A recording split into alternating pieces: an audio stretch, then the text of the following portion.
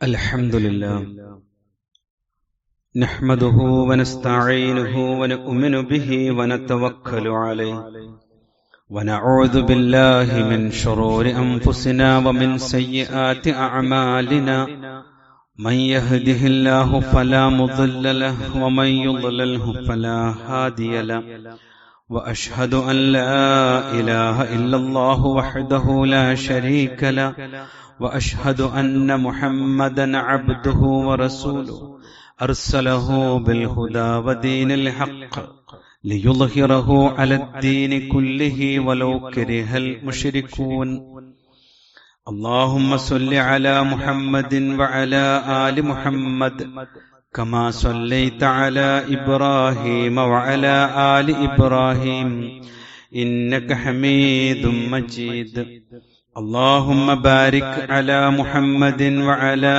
آل محمد كما باركت على إبراهيم وعلى آل إبراهيم إنك حميد مجيد أما بعد فإن خير الكلام كلام الله وخير الهدي هدي محمد صلى الله عليه وسلم وشر الأمور محدثاتها وكل محدثة بدعة أعوذ بالله من الشيطان الرجيم بسم الله الرحمن الرحيم يا أيها الذين آمنوا اتقوا الله حق تقاته ولا تموتن إلا وأنتم مسلمون أولم يتفكروا في أنفسهم ما خلق الله السماوات والأرض وما بينهما إلا بالحق وأجل مسمى وإن كثيرا من الناس بلقاء ربهم لكافرون. ബഹുമാന്യരായ സത്യവിശ്വാസി വിശ്വാസിനികളെ, അല്ലാഹുവിന്റെ വിധിവിലക്കുകൾ ജീവിതത്തിന്റെ എല്ലാ മേഖലകളിലും കാത്തുസൂക്ഷിക്കണമെന്ന് സ്വന്തത്തോട് തന്നെയും നിങ്ങളിൽ ഓരോരുത്തരോടും പ്രത്യേകമായി ഓർമ്മപ്പെടുത്തുകയാണ്, വസിയ്യത്ത് ചെയ്യുകയാണ്. പരിശുദ്ധ ഇസ്ലാമും മനുഷ്യരുടെ ബുദ്ധിയും തമ്മിലുള്ള ബന്ധം മനസ്സിലാക്കുമ്പോൾ ചില ധാരണകൾ നമ്മൾ തിരുത്തേണ്ടതുണ്ട്. ബുദ്ധിക്ക് യാതൊരു പ്രാധാന്യവും ഇസ്ലാമിൽ ഇല്ല എന്ന ധാരണയാണ് പ്രഥമമായി നമ്മൾ തിരുത്തേണ്ടത്. ഖുർആനിനെ പറ്റി ബുദ്ധി കൊടുത്ത് ചിന്തിക്കണമെന്നും അതിലൂടെ സ്രഷ്ടാവിനെ മനസ്സിലാക്കണമെന്നും വിശുദ്ധ ഖുർആനിന്റെ കൽപ്പനയാണ്. കിതാബുൻ അൻസൽനാഹു ഇലൈക മുബാറക്കുൻ, താങ്കളിലേക്ക് പ്രവാചകരെ അനുഗ്രഹീതമായ ഒരു ഗ്രന്ഥമാണ് നാം ഇറക്കിയിട്ടുള്ളത്. എന്തിന്? ലിയദ്ദബ്ബറൂ ആയാത്തിഹി, ഇതിലെ ആയത്തുകൾ ഉറ്റാലോചിക്കുവാൻ വേണ്ടി. വലി യദ്ദക്കറ ഉലുൽ അൽബാബ്, ബുദ്ധിമാന്മാരായ ആളുകൾ അവർ ഉത്ബുദ്ധരാകുവാൻ വേണ്ടിയാണ് അള്ളാഹു ഈ ഗ്രന്ഥത്തെ അവതരിപ്പിച്ചിട്ടുള്ളത് എന്ന് വിശുദ്ധ ഖുർആൻ കൃത്യമായി പഠിപ്പിക്കുന്നുണ്ട്. അതുകൊണ്ട് തന്നെ ഒരാൾ മുസ്ലിം ആയാൽ അയാളുടെ ബുദ്ധി ഉപയോഗിക്കാൻ ഇസ്ലാം അനുവദിക്കുന്നില്ല എന്ന ഒരു തെറ്റായ ധാരണ ഇസ്ലാം നിഷേധികളും അതുപോലെ മതനിഷേധികളും ഒരു പരിധിവരെ നമ്മുടെ മനസ്സുകളിലേക്ക് അടിച്ചു കയറ്റാൻ അവരുടെ എഴുത്തിലൂടെ പ്രഭാഷണങ്ങളിലൂടെ ശ്രമിക്കാറുണ്ട്. അല്ലാഹു സുബ്ഹാനഹു വ തആല പഠിപ്പിച്ചതിന് നേരെ എതിരാണ് ഈ വിഷയം. സൂറത്ത് മുഹമ്മദിലെ 24-ാമത്തെ വചനത്തിലും സൂറത്ത് നിസായിലെ 82-ാമത്തെ വചനത്തിലും ഇതേ ആശയം അല്ലാഹു പഠിപ്പിക്കുന്നുണ്ട്.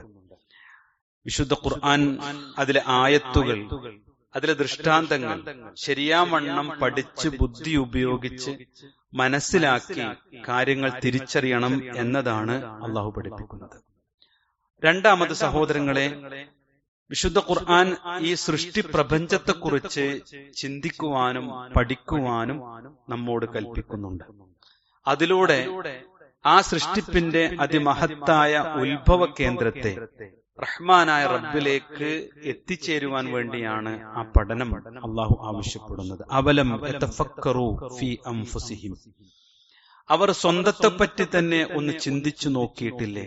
എന്തൊരു അത്ഭുതമാണ് അവന്റെ സൃഷ്ടിപ്പും അവന്റെ കാര്യവും എന്ന്. മാ ഖലഖല്ലാഹു സമാവാതി വൽ അർള വമാ ബൈനഹുമാ ഇല്ലാ ബിൽ ഹഖ് വ അജലിൻ മുസമ്മാ. അല്ലാഹു സുബ്ഹാനഹു വ തആല ആകാശഭൂമികളും അവക്ക് ഇടയിലുള്ളതും ഇല്ലാ ബിൽ ഹഖ്, മുറപ്രകാരമായിട്ടല്ലാതെ സൃഷ്ടിച്ചിട്ടില്ല. വ അജലിൻ മുസമ്മ, അവക്കൊരു നിർണിതമായ അവധിയോടുകൂടിയും അല്ലാതെ ഈ പ്രപഞ്ചത്തെ അള്ളാഹു സൃഷ്ടിച്ചിട്ടില്ല. എന്നിട്ട് അള്ളാഹു പറഞ്ഞു, വ ഇന്ന കസീറൻ മിനൻ നാസി ബിലിഖാഇ റബ്ബിഹിം ലകാഫിറൂൻ, മനുഷ്യരിൽ അധിക പേരും തങ്ങളുടെ രക്ഷിതാവിനെ കണ്ടുമുട്ടുന്നതിൽ വിശ്വസിക്കാത്തവരത്രേ. എന്തിനാണ് മനുഷ്യനെ കുറിച്ച് ഈ ആകാശ ഭൂമികളും അവക്കിടയിലുള്ളതിനെ കുറിച്ചും ചിന്തിക്കുവാൻ വേണ്ടി അല്ല പറഞ്ഞത്, പഠിക്കുവാൻ വേണ്ടി പറഞ്ഞത്?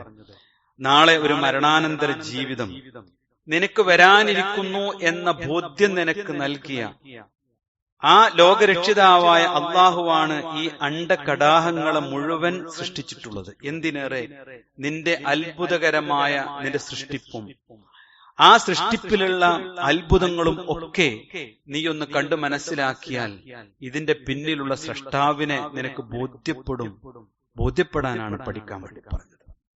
ഇതേ ആശയം റഹ്മാനായ റബ്ബ് സൂറത്തു ആല ഇമ്രാനിലെ 90-91 വചനങ്ങളിലും സൂറത്തു ഗാശിയയിലെ 17 മുതൽ 19 വരെയുള്ള വചനങ്ങളിലും മനുഷ്യനോട് ഈ സൃഷ്ടി പ്രപഞ്ചത്തെക്കുറിച്ച് പഠിച്ച് സ്രഷ്ടാവിലേക്ക് എത്താൻ വേണ്ടി പഠിപ്പിക്കുന്നുണ്ട്.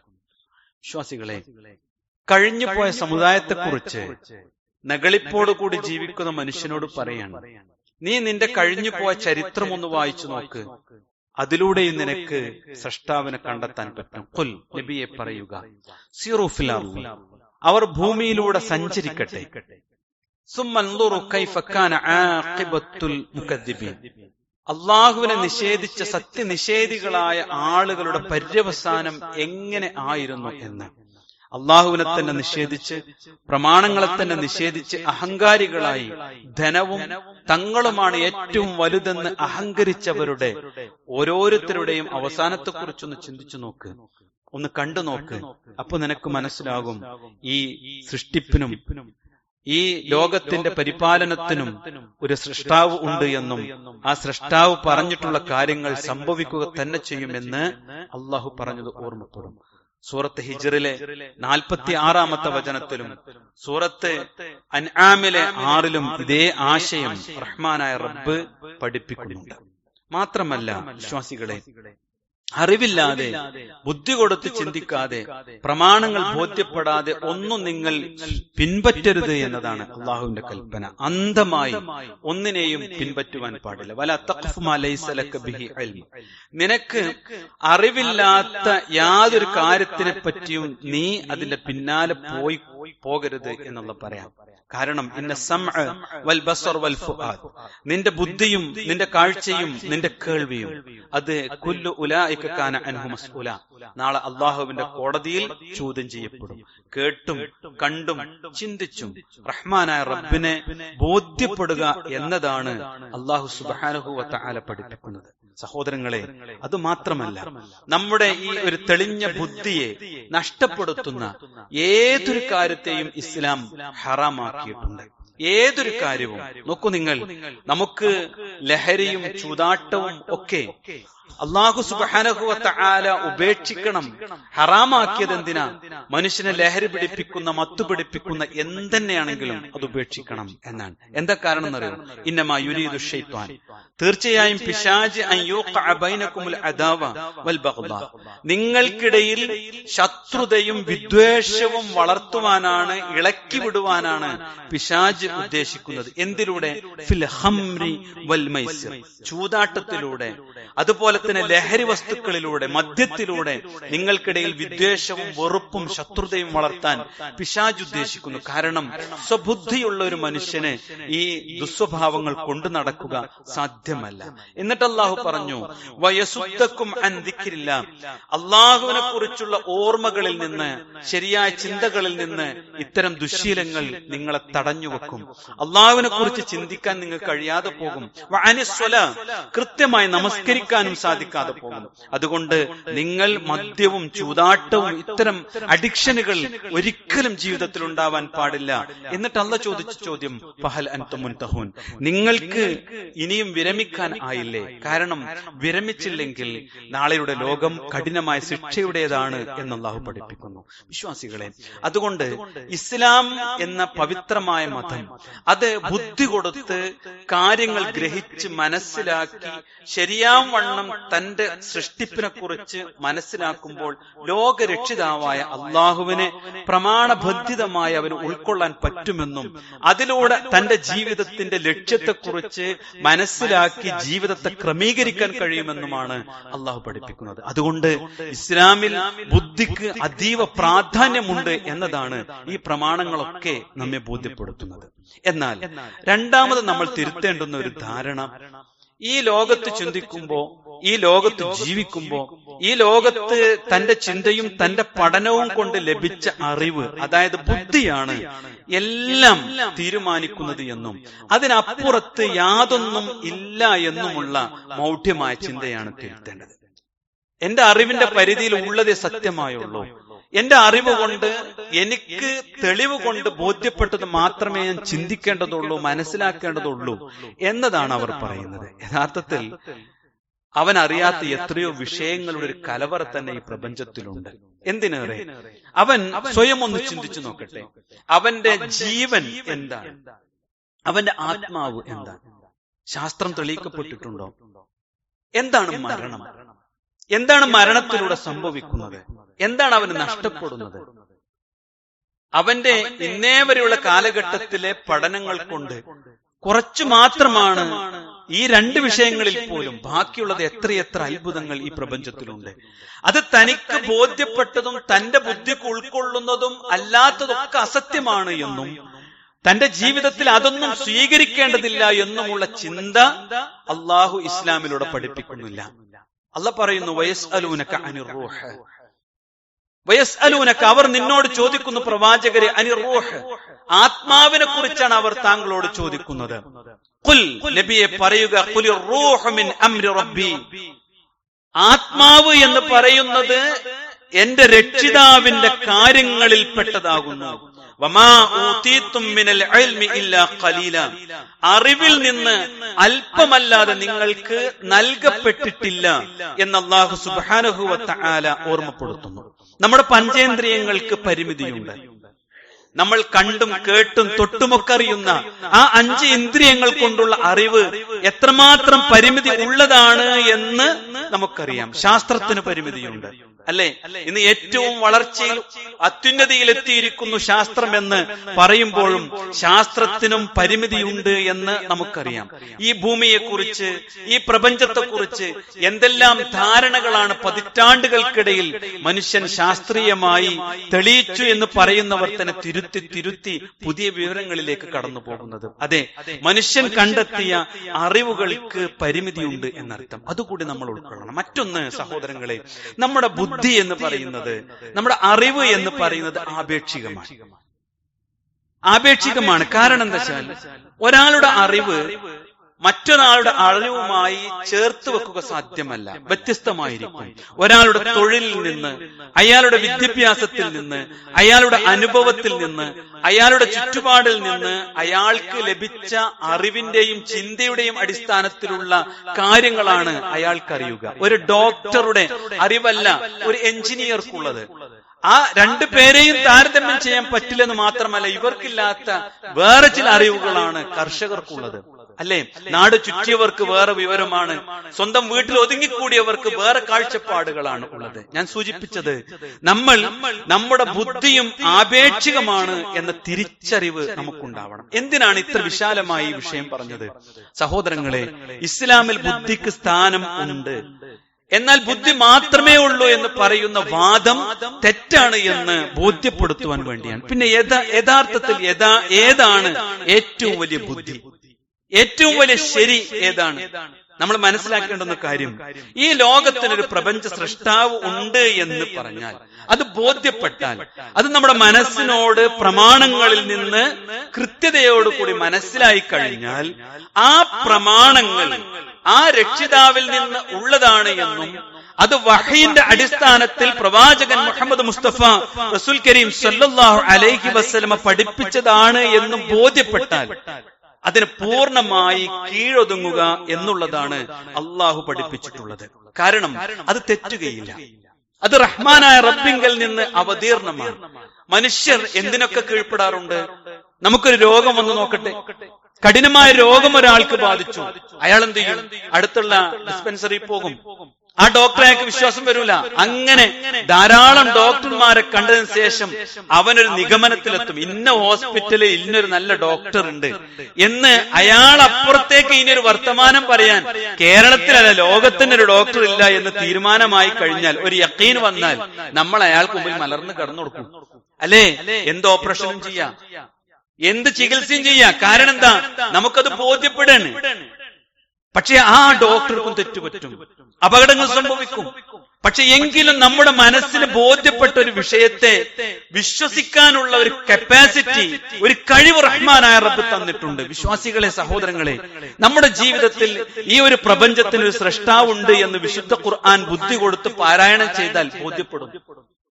നമുക്കൊരു ആത്മാവുണ്ട് എങ്കിൽ ആ ആത്മാവിന് ഒരു യാത്രയുണ്ട് എന്നും അത് മരണമാണ് എന്നും ആ മരണത്തിന് ശേഷം ഒരു ജീവിതം ഉണ്ട് എന്ന് ഖുർആനിൽ നിന്ന് നമ്മെ കൃത്യതയോടുകൂടി അള്ളാഹു പഠിപ്പിക്കുന്നുണ്ട്. നിങ്ങൾ മരിക്കുമെന്നാണ്. സുമ്മ ഇന്നക്കും ബഅദ ദാലിക ലമയ്യിത്തുൻ. സൂറത്ത് മുഅ്മിനൂനിലെ തുടക്കത്തിലെ പേജ് ഒന്ന് വായിച്ചു നോക്കൂ സഹോദരങ്ങളെ. മനുഷ്യ സൃഷ്ടിപ്പിന്റെ അത്യത്ഭുതങ്ങളെ കുറിച്ച് റഹ്മാനായ റബ്ബ് ഇങ്ങനെ വർണ്ണിക്കാൻ. എന്താണ് മനുഷ്യന്റെ സൃഷ്ടിപ്പ്? എങ്ങനെയാണ് ഒരു ഗർഭപാത്രത്തിൽ ഒരു കുട്ടി വളരുന്നത്? അതിന്റെ ഓരോ ഘട്ടങ്ങൾ എന്താണ് എന്നതിന് ശേഷം അല്ലാഹു പറയാം, നീ ഭൂമി ലോകത്തേക്ക് ഒരു സുന്ദര സൃഷ്ടിയായി നീ പിറവി കൊള്ളപ്പെടും. അതോടുകൂടി അവസാനിക്കുന്നില്ല. അത് അവസാനിക്കുമായിരുന്നുവെങ്കിൽ അതിനുശേഷം സുന്ദരമായി ഒരു സസ്യത്തെ പോലെ വളർന്നു വന്ന നമ്മെക്കുറിച്ചൊന്ന് ചിന്തിച്ചു നോക്ക്. ഇതിൽ എന്ത് പങ്കാണ് നമുക്കുള്ളത്? വിശക്കുമ്പോ ഭക്ഷണം കഴിക്കുന്നു, വെള്ളം കുടിക്കുന്നു, അല്ലേ? നമ്മളങ്ങ് വളർന്നു പോയി. ആ സൃഷ്ടിപ്പിന്റെ ഓരോ ഘട്ടങ്ങളിലും നമുക്ക് പങ്കില്ല എന്ന് ഖുർആൻ നമ്മെ ബോധ്യപ്പെടുത്തുന്നു. ശേഷമുള്ള രണ്ട് ചെറുവാചകങ്ങൾ ഓതി നോക്ക്. സുമ്മ ഇന്നക്കും ബഅദ ദാലിക ലമയ്യിത്തുൻ. നിങ്ങൾ മരിക്കും. ആർക്കെങ്കിലും സംശയമുണ്ടോ? അടുത്ത വചനം റഹ്മാനായ റബ്ബ് പറഞ്ഞത് സുമ്മ ഇന്നക്കും യൗമൽ ഖിയാമത്തി തുബഅസുൻ. നാളെ ഖിയാമത്ത് നാളിൽ നിങ്ങൾ എഴുന്നേറ്റ് വരും. നിങ്ങൾ ചെയ്ത അമലുകൾ അല്ലാഹു പരിശോധിക്കും. നിങ്ങൾ ചെയ്ത നന്മകൾ തൂക്കി നോക്കും. ആ നന്മകൾക്കനുസരിച്ച് നിങ്ങൾക്ക് സ്വർഗവും നരകവും നിശ്ചയിക്കപ്പെടും. ഖാലിദീന ഫിഹാ. അവിടെ നിങ്ങൾ നിത്യവാസികളായിരിക്കും. ഇത് ഖുർആനിൽ നിന്ന് ബോധ്യപ്പെട്ട് കഴിഞ്ഞാൽ നമ്മുടെ ജീവിതത്തിൽ അല്ലാഹു സുബ്ഹാനഹു വ തആല പഠിപ്പിച്ചിട്ടുള്ള ഏതൊരു പ്രമാണത്തെയും കൃത്യമായി വിശ്വസിക്കുകയും ആചരിക്കുകയും അനുഷ്ഠിക്കുകയും ചെയ്യുക എന്നത് വിശ്വാസിയുടെ ലക്ഷണമാണ്. അല്ലാത്തത് സംശയരോഗിയുടെ ലക്ഷണമാണ്. സംശയിക്കുന്നവൻ മുനാഫിഖാണ്. നോക്കൂ നിങ്ങൾ, വമാ കാന ലിമുഅ്മിനിൻ വലാ മുഅ്മിനത്തിൻ. ഒരു സത്യവിശ്വാസിക്കോ ഒരു സത്യവിശ്വാസിനിക്കോ പാടില്ല തന്നെ ഇദാ ഖദല്ലാഹു വ റസൂലുഹു അംറാ. അല്ലാഹു സുബ്ഹാനഹു വ തആലയും പ്രവാചകനും ഒരു കാര്യത്തിൽ ഒരു തീരുമാനമെടുത്തു കഴിഞ്ഞാൽ, അള്ളാന്റെ റസൂലും നിന്റെ ജീവിതം ഇങ്ങനെയേ പാടുള്ളൂ എന്ന് മനുഷ്യരോടല്ല പറഞ്ഞത്. ലിമുഅ്മിനിൻ വലാ ലിമുഅ്മിനത്തിൻ. അല്ലാഹുവിലും പരലോകത്തിലും അന്ത്യദിനത്തിലും വിശുദ്ധ ഖുർആനിലും ഖദാ ഖദറിലും വിശ്വസിക്കുന്ന ഒരാളാണോ നീ എങ്കിൽ നിന്റെ ജീവിതത്തിൽ പിന്നീട് നിനക്കൊരു നിലപാട് മാറ്റം പാടില്ല. അയ്യകൂന ലഹുമുൽ ഖിയറത്തു മിൻ അംരിഹിം. തങ്ങളുടെ കാര്യത്തെ സംബന്ധിച്ച സ്വതന്ത്രമായ ഒരു അഭിപ്രായം പിന്നീട് വിശ്വാസികൾക്ക് ഉണ്ടാവാൻ പാടില്ല. അല്ലാഹ് പറഞ്ഞതുപോലെ ആയിരിക്കണം. വമൻ യഅസില്ലാ. അതാരെങ്കിലും അള്ളാഹുവിനോട് ധിക്കാരം കാണിച്ചാൽ വറസൂലഹു, റസൂലിന്റെ കൽപ്പനക്ക് ധിക്കാരം കാണിച്ചാൽ ഫഖദ് ളല്ല ളലാലൻ മുബീന, അവൻ വ്യക്തമായ വഴിപ്പിഴവിൽ തന്നെയായിരിക്കും എന്ന് അല്ലാഹു സുബ്ഹാനഹു വ തആല പഠിപ്പിക്കുന്നു. സഹോദരങ്ങളെ, ബുദ്ധി കൊടുത്ത് പ്രമാണങ്ങൾ പരിശോധിച്ച് പ്രപഞ്ചത്തെ കണ്ടെത്തി പ്രപഞ്ചത്തെ മനസ്സിലാക്കി തന്നിലേക്കൊന്ന് തിരിഞ്ഞു നോക്കി തനിക്കൊരു സ്രഷ്ടാവിനെ ബോധ്യപ്പെടുന്ന വചനങ്ങൾ വിശുദ്ധ ഖുർആനിലുണ്ടെന്നും ആ വിശുദ്ധ ഖുർആൻ കൊണ്ടുവന്ന പ്രവാചകൻ മുഹമ്മദ് മുസ്തഫ റസൂൽ കരീം സല്ലല്ലാഹു അലൈഹി വസല്ലമ അന്തിമ പ്രവാചകനാണ് എന്ന് ബോധ്യപ്പെട്ടു കഴിഞ്ഞാൽ പിന്നീട് അള്ളാഹുവിന് കീഴൊതുങ്ങി അള്ളാഹുവിന്റെ കൽപ്പനകൾക്കനുസരിച്ച് ജീവിക്കുക എന്നതാണ് പ്രമാണബദ്ധിതമായ ജീവിതത്തിന്റെ ലക്ഷ്യം. എന്നാൽ ഒരിക്കലും പിഴക്കാത്ത അള്ളാഹുവിന് കീഴ്പ്പെടാൻ പലർക്കും കഴിയുന്നില്ല. അള്ളാഹു പറഞ്ഞതിലും സംശയിക്കുന്നു എന്നതാണ് ഇന്നിന്റെ കാലത്തിന്റെ ഏറ്റവും വലിയ അപകടം എന്ന് നമ്മൾ അറിയണം.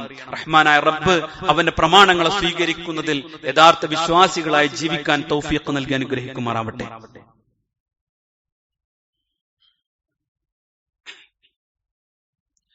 ഇന്നൽ ഹംദുലില്ലാഹ് വസ്സലാത്തു വസ്സലാമു അലാ റസൂലില്ലാഹ് വഅലാ ആലിഹി വസഹ്ബിഹി അജ്മഈൻ അമ്മാ ബഅദ്. സ്നേഹാദരണീയരായ വിശ്വാസികളെ, റഹ്മാനായ റബ്ബിന്റെ വിധിവിലക്കുകൾ പാലിക്കണേ എന്ന് ഒരിക്കൽ കൂടി ഓർമ്മപ്പെടുത്തുകയാണ്. ബുദ്ധിയും ഇസ്ലാമും എങ്ങനെ ബന്ധപ്പെട്ടിരിക്കുന്നു എന്നതിനെ കുറിച്ചാണ് നാം സംസാരിച്ചുകൊണ്ടിരിക്കുന്നത്.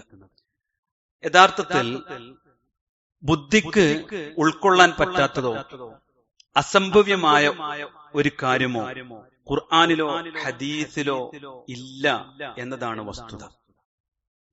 എന്നാൽ ചില കാര്യങ്ങൾ നമ്മെ അത്ഭുതപ്പെടുത്തുന്നത് ഉണ്ടാവാം. ഇവിടെ മുസ്ലിമീങ്ങളുടെ കൂട്ടത്തിൽ തന്നെ ഇത്തരം ആളുകൾ, നേരത്തെ സൂചിപ്പിച്ച ആളുകൾ, ഇത്തരം കാര്യങ്ങളാണ് ബുദ്ധിക്ക് എതിര് ആയ കാര്യങ്ങൾ ഉൾക്കൊള്ളാൻ കഴിയുന്നില്ല, സ്വീകരിക്കേണ്ടതില്ല എന്ന് പറയുന്നത്. ഒരു ഉദാഹരണം പറയാം. അള്ളാഹുവിന്റെ പ്രവാചകൻ വിശുദ്ധ ഖുർആനിലൂടെ നമ്മെ പഠിപ്പിച്ചതാണ് നരകത്തിന്റെ അടിയിൽ നിന്ന് മുളച്ചു വരുന്ന സഖൂം വൃക്ഷത്തെ കുറിച്ച്. ഇന്ന് പലരും അത് നിഷേധിക്കും. നരകത്തിലെ മരവും അതൊരു അത്ഭുതപ്പെടുത്തുന്ന വാർത്തയാണ്. എങ്ങനെയായിരിക്കും? അള്ളാഹു ആലം.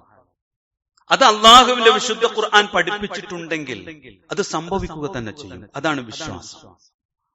യൂനസ് നബി അലൈഹിസ്സലാമിനെ കുറിച്ച് ഇന്ന് ആളുകൾക്ക് മനസ്സിൽ സംശയം തുടങ്ങിയിരിക്കുന്നു.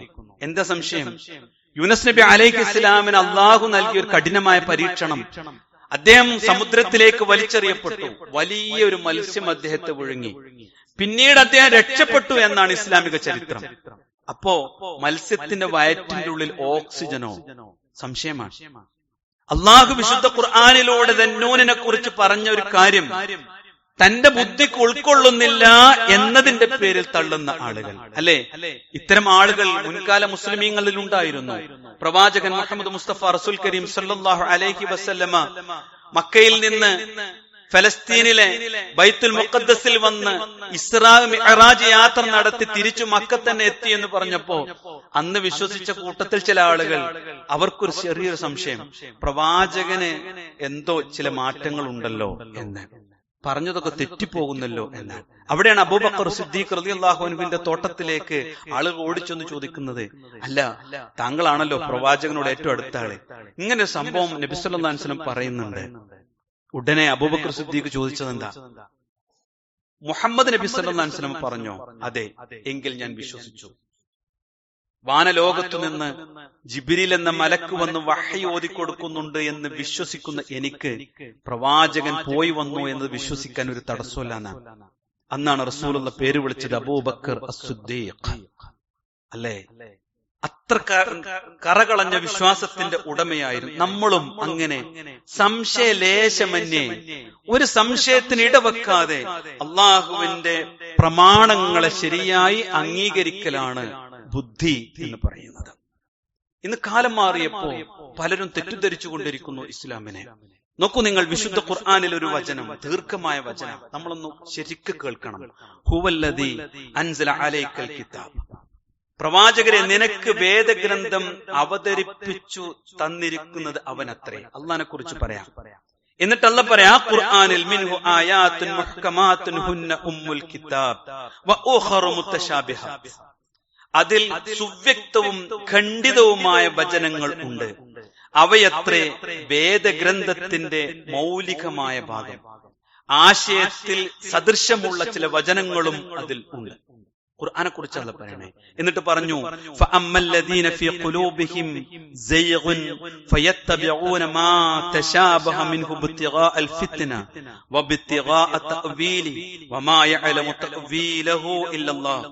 എന്നാൽ ശ്രദ്ധിക്കണേ സഹോദരങ്ങളെ, എന്നാൽ മനസ്സുകളിൽ വക്രതയുള്ളവർ കുഴപ്പമുണ്ടാക്കാൻ ഉദ്ദേശിച്ചുകൊണ്ടും ദുർവ്യാഖ്യാനം നടത്താൻ ആഗ്രഹിച്ചുകൊണ്ടും ആശയത്തിൽ സാദൃശ്യമുള്ളവയെ പിന്തുടരുന്നു.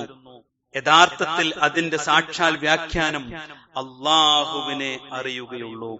വറാസിഖൂന ഫിൽ ഇൽമ്, അറിവിൽ അടിയുറച്ചവരാകട്ടെ, യഖൂലൂൻ, അവർ പറയും, ആമന്നാ ബിഹി, ഞങ്ങളതിൽ വിശ്വസിച്ചിരിക്കുന്നു, കുല്ലും മിൻ ഇൻദി റബ്ബിനാ, എല്ലാം ഞങ്ങളുടെ രക്ഷിതാവിങ്കൽ നിന്നുള്ളതാണ്, വമാ യദ്ദക്കറു ഇല്ലാ ഉലുൽ അൽബാബ്, ബുദ്ധിമാന്മാരല്ലാതെ ആലോചിച്ചു മനസ്സിലാക്കുകയില്ല. എത്ര കൃത്യമാണ് ആയത്ത്. അള്ളാഹിനെ കുറിച്ച് ബോധ്യപ്പെട്ടു കഴിഞ്ഞാൽ അള്ളാഹുവിന്റെ പ്രവാചകൻ പറഞ്ഞൊരു കാര്യത്തിൽ പിന്നെ സംശയിക്കാൻ പാടില്ല. അള്ളാഹിന്റെ ഖുർആനിലൊരു വചനത്തിൽ അസ്ഹാബുൽ കഹ്ഫിന്റെ കഥ, അതൊക്കെ പണ്ടത്തെ കഥ, അതൊക്കെ ഇപ്പൊ ഇങ്ങനെ വിശദീകരിക്കണം. ഖുർആനിലുള്ളതാണ് അല്ലെ? സൂറത്തുൽ കഹ്ഫ് എല്ലാ വെള്ളിയാഴ്ചയും ഓദിപ്പിക്കുന്നത് എന്തിനാ സഹോദരങ്ങളെ? അള്ളാഹു അത്യത്ഭുതമായി പറഞ്ഞ കാര്യങ്ങൾ അത് അങ്ങനെ തന്നെ ബോധ്യപ്പെടണം. കാരണം മരണത്തിന് ശേഷം ഒരു ജീവിതം ഉണ്ട് എന്ന അത്ഭുതകരമായ സന്തോഷം നൽകുന്ന ഒരു കാര്യം നമുക്ക് ഉൾക്കൊള്ളേണ്ടതില്ലേ? ഈ ദുനിയാവിലെ ഈ കഷ്ടപ്പാടുകൾക്ക് ശേഷം, ഈ ദുനിയാവിലെ ദുരന്തങ്ങൾക്ക് ശേഷം നമുക്കൊരു നല്ല ജീവിതം റഹ്മാനായ റബ്ബ് വാക്ക് തന്നതല്ലേ, അതെന്തിനു നഷ്ടപ്പെടുത്തണം? എന്നിട്ട് ചില ആളുകൾ പറയും എല്ലാ ഹദീസും എടുക്കണമെന്ന. അല്ല, അള്ളാഹുവിന്റെ പ്രവാചകൻ പറഞ്ഞു എന്ന് ബോധ്യപ്പെട്ട സ്വഹീഹായ ഹദീസ് എടുക്കണം. അറബിൽ എഴുതിയതൊക്കെ എടുക്കണമെന്ന. അല്ല, അത് ശരിയായത് സ്വീകരിക്കണം. ഇവിടെ അഖ്ലും നഖ്ലും ഒന്നിച്ചു വന്നാൽ അള്ളാഹുവിന്റെ ഖുർആനിൽ പ്രവാചകന്റെ സ്വഹീഹായ ഹദീസിൽ വന്ന ഒരു കാര്യം തനിക്ക് ബുദ്ധി കൊണ്ട് മനസ്സിലാകുന്നില്ല എന്ന് തോന്നിയാൽ അവിടെ സ്വീകരിക്കേണ്ടത് ബുദ്ധിയല്ല, അവിടെ പ്രമാണമാണ്. കാരണം അതിന് എന്റെ ബുദ്ധി വികസിച്ചിട്ടില്ല എന്ന് മനസ്സിലാക്കിയാൽ മതി. അത്രമാത്രം അറിവ് എനിക്ക് ലഭിച്ചിട്ടില്ല എന്ന് മനസ്സിലാക്കിയാൽ മതി.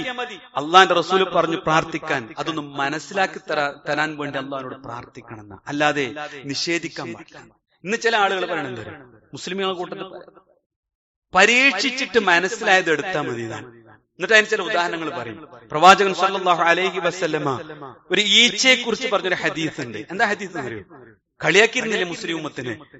എന്താ ഹദീസ്? ഈച്ചയുടെ ഒരു ചിറകിൽ പിന്നെ വിഷമുണ്ട്, മറ്റൊന്നിൽ അതിന്റെ ഔഷധമുണ്ട് എന്നാണ്. അപ്പോ വെള്ളത്തിലോ എവിടെയെങ്കിലും വീണാൽ അതിനെ മുക്കി അതിനെ ഒഴിവാക്കിയാൽ മനുഷ്യന് വേണമെങ്കിൽ ഉപയോഗിക്കാനാണ്. അതെന്നെ കുടിക്കണം എന്നല്ല, കുടുങ്ങിയ ഘട്ടത്തിൽ അങ്ങനെ ഉള്ളെങ്കിൽ അത് ഉപയോഗിക്കാൻ.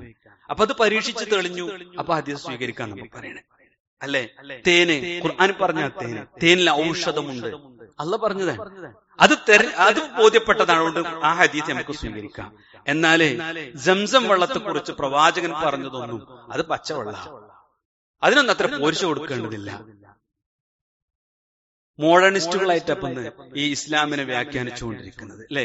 അജുവാക്കാരക്കൊക്കെ അള്ളാന്റെ റസൂല് പറഞ്ഞ കുറെ പോരിശുകളും മഹത്വങ്ങളുണ്ട് അല്ലെ? അത് പ്രവാചകം പഠിപ്പിച്ചതാണ്. എന്ന് നിങ്ങൾ കഴിച്ചുങ്ങാണ്ട് നിങ്ങളെ മൂർക്കം പാമ്പ് കൊത്തി വിഷറങ്ങും, പരിഹസിക്കുമ്പോ ആളുകൾ ചിരിച്ചേക്കാം. സഹോദരങ്ങളെ, സ്വഹീഹായ ഹദീസിൽ വന്ന ഒരു പ്രമാണത്തെ പരലോകത്തിൽ വിശ്വസിക്കുന്നുവെങ്കിൽ, അള്ളാഹുവിൽ വിശ്വസിക്കുന്നുവെങ്കിൽ, നാളെ വിചാരണക്ക് എഴുന്നേൽപ്പിക്കപ്പെടുമെന്ന് വിശ്വസിക്കുന്നെങ്കിൽ അള്ളാഹ് പറഞ്ഞതാണ്, നിങ്ങൾ അള്ളാഹുവിനെ അനുസരിക്കുക, പ്രവാചകൻ പിൻപറ്റുക. അതാണ് അഷ്ഹദു അല്ലാ ഇലാഹ ഇല്ലല്ലാഹ് അഷ്ഹദു അന്ന മുഹമ്മദ് റസൂലുള്ളാഹ് എന്ന താല്പര്യം. അതുകൊണ്ട് വിശ്വാസികളെ, ജീവിതത്തിൽ വിശ്വാസം കൊണ്ട് ജീർണിച്ചു പോകാൻ പാടില്ല, അന്ധവിശ്വാസത്തിലേക്ക് പോകാൻ പാടില്ല, ഷിർക്കിലേക്ക് പോകാൻ പാടില്ല. എന്നാൽ ഇസ്ലാമിനെ പറ്റങ്ങട്ട് ബുദ്ധിക്കും അതുപോലെ തന്നെ തന്റെ ചിന്തയിലേക്കും കൊണ്ടുവന്ന് വ്യാഖ്യാനിച്ച് ഒരു ഉപരിവിപ്ലവമായ സംഗതി മാത്രമാണ് ഇസ്ലാം എന്ന് പറയുമ്പോൾ അതിന്റെ നടുക്കാണ് കാര്യം. പ്രവാചകൻ പഠിപ്പിച്ചതുപോലെ പ്രമാണബന്ധിതമായി ഉൾക്കൊള്ളാൻ പറ്റുന്നതേ അല്ല പറഞ്ഞിട്ടുള്ളൂ.